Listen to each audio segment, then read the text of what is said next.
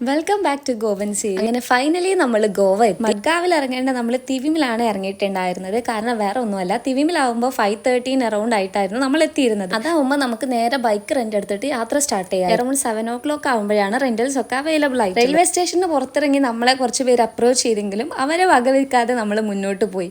അവസാനം എത്തിപ്പെട്ടതോ അവരുടെ തന്നെ ആയിട്ടുള്ള ബൈക്ക് റെന്റ് അല്ല. നല്ലോണം ചെക്ക് ചെയ്ത് ബൈക്കിന്റെ വീഡിയോ ഒക്കെ എടുത്തിട്ടാണ് നമ്മൾ അവിടുന്ന് റെന്റൽ കൺഫേം ചെയ്തിട്ടുണ്ടായിരുന്നത്. ദെൻ നമ്മൾ നേരെ ഫുഡ് കഴിക്കാൻ വേണ്ടി പോയി. ഗീ റോസ്റ്റും പൊറോട്ടയും അതിന് കോമ്പിനേഷൻ ആയിട്ട് കടലക്കറിയാണ് നമ്മൾ വാങ്ങിച്ചിട്ടുണ്ടായത്. ഫുഡ് കഴിക്കുമ്പോഴാണ് നമ്മൾ ഇനി എങ്ങോട്ട് പോകണമെന്ന് പ്ലാൻ ചെയ്യുന്നത്. തിവിം എന്ന് പറയുന്നത് നോർത്ത് ഗോവയിലാണ്. സോ ഫസ്റ്റ് നമ്മൾ നോർത്ത് ഗോവ എക്സ്പ്ലോർ ചെയ്യാമെന്ന് വിചാരിച്ചു. അങ്ങനെ നമ്മുടെ ലൊക്കേഷൻ കൺഫേം ചെയ്ത് ഫസ്റ്റ് നമ്മൾ ഫോണ്ടൈൻ ഹൗസിലേക്കാണ് പോകുന്നത്. ഫോണ്ടൈൻ ഹൗസ് എന്ന് പറയുന്നത് ഒരു പോർച്ചുഗൽ ഹെറിറ്റേജ് ആണ്. പോണ്ടിച്ചേരിയിലെ ഫ്രഞ്ച് കോളനി കണ്ടവർക്കറിയാം, നല്ല കളർഫുൾ ആയിട്ടുള്ള ബിൽഡിങ്സും വൈബ്രന്റ് ആയിട്ടുള്ള സ്ട്രീറ്റുകളാണ് ഇവിടുത്തെ പ്രത്യേകത. ഇവിടെ നിന്ന് നമ്മൾ ഒരുപാട് ഫോട്ടോസ് ഒക്കെ എടുത്തിട്ടാണ് പോയേ.